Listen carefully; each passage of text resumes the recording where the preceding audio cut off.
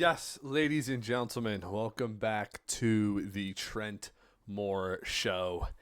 And we are back for the next week of the round of 16, leg 2 Champions League fixtures. And oh my gosh, once again, we have not been disappointed with the games and the results that we have gone ahead and seen. What a week of football. What a round of 16. Absolutely quality. Let's get right into all the results and let's get talking about them. Starting off with the first game of this week, Barcelona versus Benfica. Oh my gosh. Lamine Yamal, Rafinha. Take a bow. Because what a game of football this was. We are starting off with that first Rafinha goal. That bit of dribbling play from Lamine Yamal, the shimmying around the Benfica defense and playing that lovely weighted ball to Rafinha, and he just smashes it into the top right-hand corner. It's happening every week. They are doing it every week. Nicolas Otamendi gets back into the game with that header to make it 1-1. But then not far after, Lamine Yamal is an absolute joke. Shimmying around the defense once again and just, tucking it in the top left-hand corner. And the thing is, the shot wasn't even that powerful. It was just placement. It was absolutely quality. I have no other words for it. It was absolutely fantastic. Then Rafinha on the 42nd kind of puts the game to bed and wraps up that tie for Barcelona, who are pretty much going to be strong favorites to win the Champions League this season. Quality result for them. The XG possession, 65% possession for Barcelona, 35 for Benfica, 2.52 goals expected for Barca, 0.74 for Benfica, 20 shots to 8, 4 big chances to 2 in favor of Barcelona. It was domination. Obviously, Benfica got themselves back into the game with that Otamendi header, but Barcelona, too big of a task for Benfica at the end of the day. And then we have Bayer Leverkusen and Bayern Munich. This one, I would say, was pretty much wrapped up in the first leg. Bayern just proving to be way too strong for Leverkusen and Xabi Alonso. We saw 53% possession for Leverkusen in this game, 47% for Bayern. 17 shots for Leverkusen, 12 to Bayern, but Bayern went ahead with Harry Kane and Alphonso Davies, making this one a complete domination. It ends 5-0 aggregate to Bayern Munich. If we take a look at the lineups real quick, I do want to take a look. I don't know. We have seen Xabi Alonso switch in recent weeks to that 4-back system. Obviously, it's very interchangeable because Grimaldo can kind of fall back into that left wing back. Kinkapi can play left back, center back. We do have the interchange play, but he has been setting up in more of a 4-4-2 or 4-5-1 formation as of late. Patrick Schick obviously leading the line. It hasn't seemed to work in the Champions League. We did see Big get his first full starting debut for Munich this week, which is good. But that Munich team, I don't know if they have what it takes to win the Champions League, even though it was complete domination, obviously, against Leverkusen. But they have a chance. They do have a chance. There's obviously a ton of quality with Jamal Musiala and Michael Olise in that attacking line. Alphonso Davies is picking up with some very good form as of late as well after signing that new contract. Then we move on to Inter Milan and Feyenoord. This one was also, I would say, wrapped up in the first leg because Inter beating Feyenoord 2-0 away from home. That gave them it led them very nicely set up for the next round. Thuram, Jakob Moder scored a pen in the 42nd minute, and then Hakan Çalhanoğlu scored a pen in the 51st to pretty much wrap that up. 4-1 on aggregate. 2.19 to 1.5 expected goals in favor of Inter Milan. 12 shots to 14 shots in favor for Feyenoord, who actually had more. 2 big chances to 1 for Inter Milan. that one's a very self-explanatory match. I don't think anyone was really expecting Feyenoord to make a difference. But then we get on to Liverpool versus Paris Saint-Germain. Two teams that neither of them, after these two legs, would have deserved to go out. But I will tell you what. PSG are now strong favorites to win this Champions League because Bradley Barcola, Kvicha Kvaratskhelia, Ousmane Dembele in that number 9-ish role, obviously very interchangeable across that front line. And then obviously Desiree Doué off the bench as well, who is such a promising talent. Fabian Ruiz, we saw his excellence in the Euros. We know how good of a player he is. Vitinha and João Neves, absolutely quality as well. And a very strong, young, talented back line with obviously a quality goalkeeper in Donnarumma, William Pacho, Núñez, Marquinhos, who's actually suspended for the next round. Actually, wait. No, he is suspended for the next round. And then obviously Achraf Hakimi. They are now a team. I feel like you would have been seeing that everywhere across social media instead of this PSG team bringing in these superstars. They are now a team of superstars, but also superstars that want to play as a team, that gel well together, that want to play with each other, that all get along with each other. And to go to Anfield and knock out this Liverpool team, who has been dominant across all forces this season, is a huge achievement. Nuno Mendes completely locked down Mohamed Salah. Obviously, I think the first 15 minutes of that game, we saw Salah have two big chances. Relatively big chances, I should add. But it was fantastic. It was a fantastic game of football. Obviously, the goal was a very weird goal that Ousmane Dembele put away. Obviously, a bit of luck, fortune coming there with Alisson and that back line for Liverpool. But at the end of the day, I really do think PSG deserved it.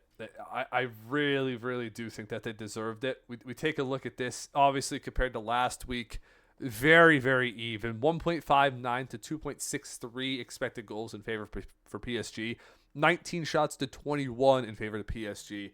And 3 shots to 4 big chances for PSG. So everything leaning PSG's direction. If you look at the way that the game was played, obviously Liverpool well and truly had a chance to win that game. But PSG really look exciting and phenomenal. And all credit to them. All credit to PSG in that one. Let me just get a sip of my orange and cream Coke real quick, just to, because it's a lot of talking in these videos. These videos are just a lot of analysis, a lot of talking. Just got to take a little sip. All right. Then, moving on to, honestly, one of the games that surprised me the most this week, and it was Lille versus Borussia Dortmund. Is it weird for me to say that Dortmund could surprise everyone again? Because this kind of happened last season with Dortmund as well. They just weren't performing. They were not performing in the Bundesliga. Obviously, they still ended up getting Champions League football. And they still could this season, right? The Bundesliga is so tight every single season. But Jonathan David scoring in the 5th. When I saw that, I was sure that Lille would have went on to win that comfortably 2-3-0, 3-1. Second half, Dortmund, it's kind of swapped. We saw Dortmund come out on top the first half at the Signal Iduna Park. And then Lille completely dominated the second half. Lille completely dominated the first half. Dortmund completely dominated the second half and fairly scored 2 goals. Emre Can Pen, as well as a Maximilian Bayer. Very, very well, very, very good finish from Bayer as well. At the end of the day, they do deserve it. You look at this, the expected goals as well, 2.84 to 1.48, 17 shots to 11, 6 big chances to 4, all in favor for Dortmund. But, again, you look at that Lille team, apart from Jonathan David, Haraldson, they have some solid players. But, Remy Cabella starting right wing in 2025. I remember when he was at Newcastle.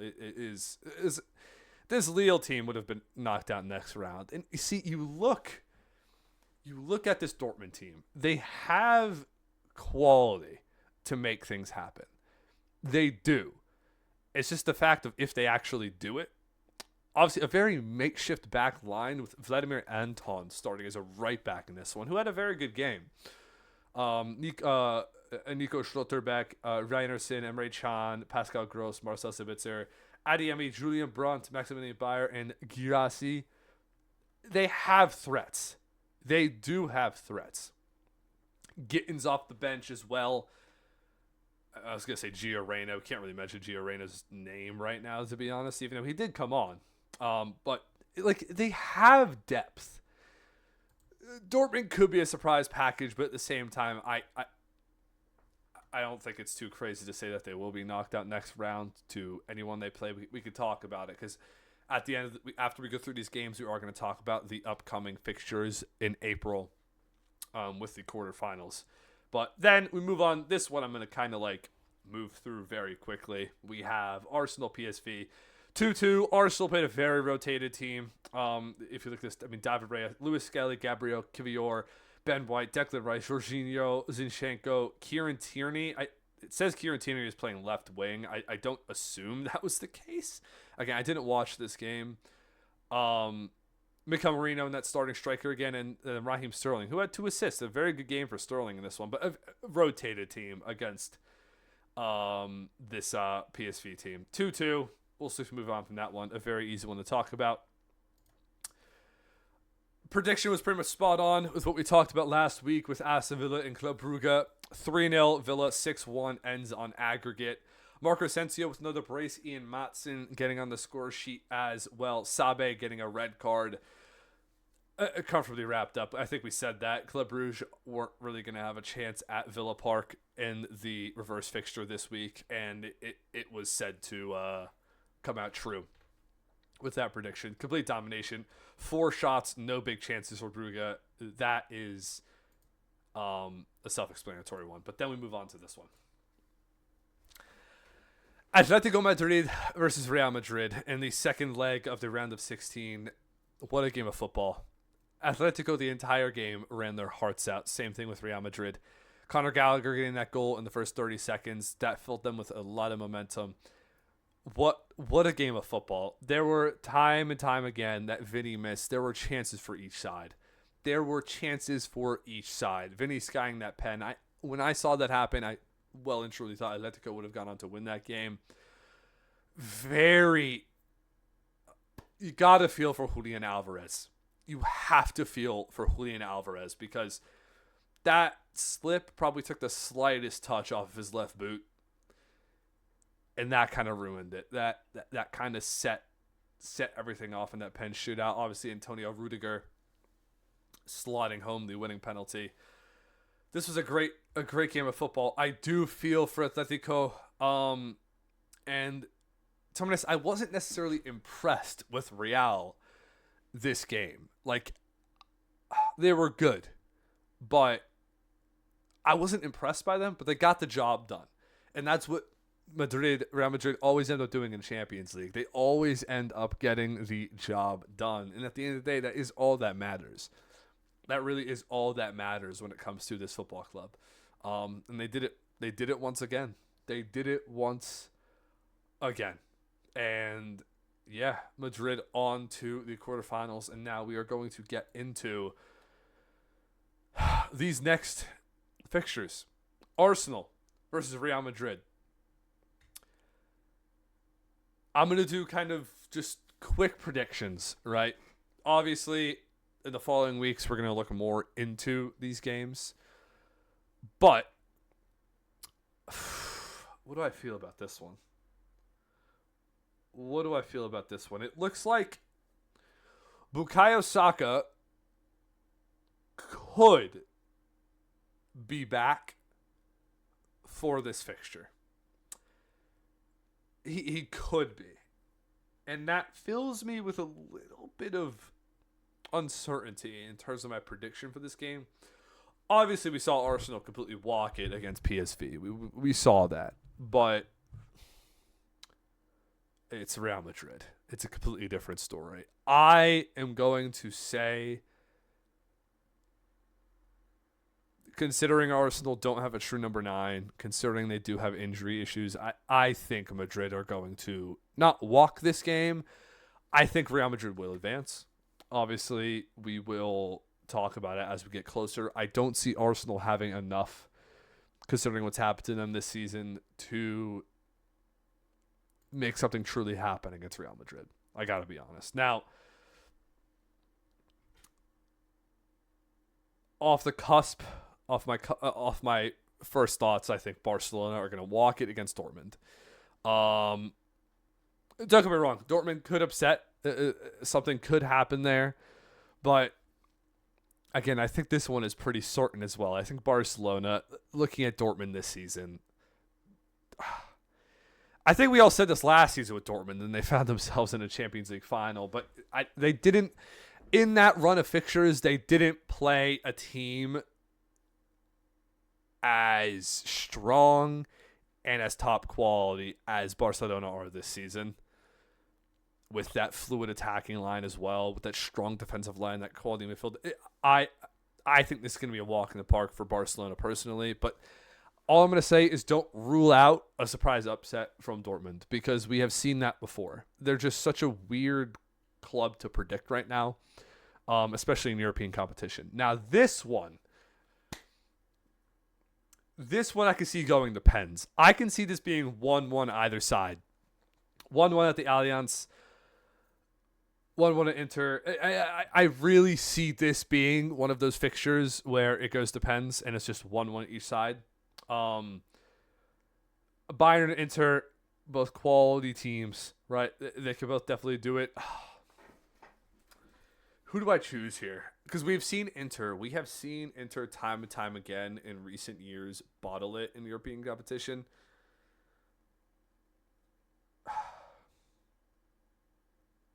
I don't know.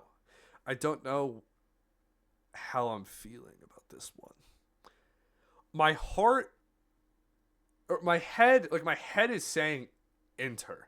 I think Inter are going to slightly brush past Bayern. Again, that's my first prediction. We're going to look more into it. But my initial prediction is Inter are going to take that tie. So far, I have Madrid, Barcelona, and Inter as the three that I would think go to the semis.